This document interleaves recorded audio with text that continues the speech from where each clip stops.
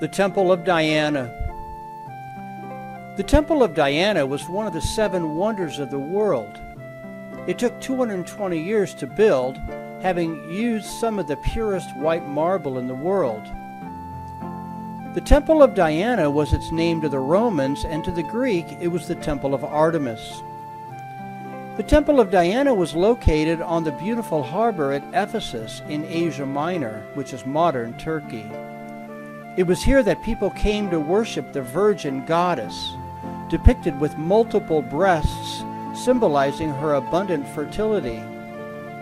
There were 100 magnificent sculptured columns supporting the temple. According to tradition, her image fell out of heaven. The Bible mentions that while Paul was ministering at this place, there was a riot, and people began to cry out, "Great is Artemis of the Ephesians," Acts chapter 19. In correlation with this, there have been many archaeological discoveries with inscriptions from Ephesus calling her Artemis the Great. These inscriptions can be seen in the British Museum in London.